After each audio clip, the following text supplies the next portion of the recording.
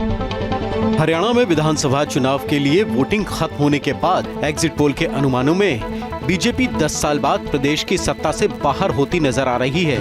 ध्रुव research के मुताबिक BJP को 22 से 32 सीट, कांग्रेस को 50 से 64 सीटें, तो वहीं दूसरे दलों और अन्य को 2 से 5 सीटों का अनुमान है। पी मार्क के मुताबिक बीजेपी को 27 से 35 सीटें, कांग्रेस को 51 से 61 सीटें और दूसरे दलों को 3 से 6 सीटें जाती दिख रही हैं। पीपुल्स पल्स के मुताबिक बीजेपी को 20 से 32 सीट, कांग्रेस को 49 से 61 सीट और अन्य दलों को 6 से 8 सीटों का अनुमान है।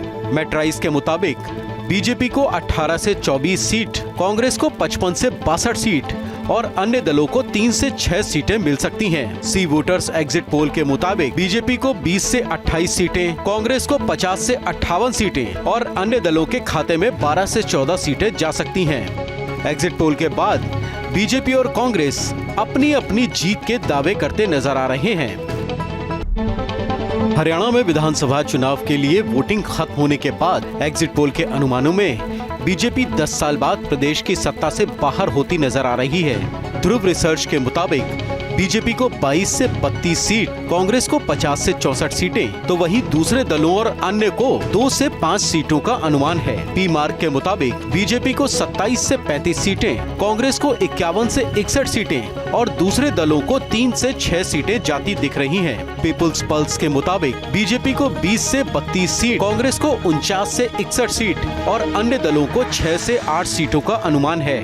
मेट्राइज के मुताबिक बीजेपी को 18 से 24 सीट, कांग्रेस को 55 से 62 सीट और अन्य दलों को 3 से 6 सीटें मिल सकती हैं। सी वोटर्स एग्जिट पोल के मुताबिक बीजेपी को 20 से 28 सीटें, कांग्रेस को 50 से 58 सीटें और अन्य दलों के खाते में 12 से 14 सीटें जा सकती हैं। एग्जिट पोल के बाद बीजेपी और कांग्रेस अपनी अपनी जीत के दावे करते नजर आ रहे हैं।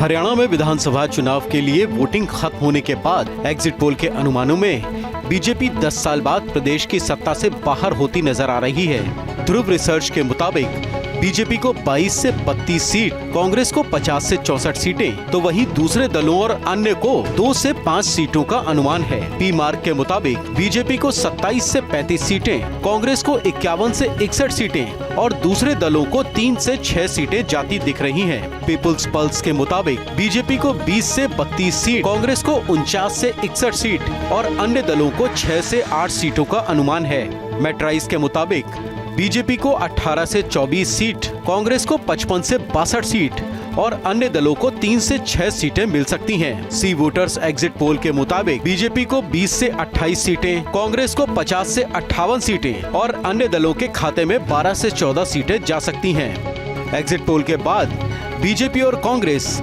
अपनी अपनी जीत के दावे करते नजर आ रहे हैं। न्यूज नेशन अब व्हाट्सएप पर खबरों की ताजा अपडेट के लिए न्यूज नेशन के इस QR कोड को स्कैन करें।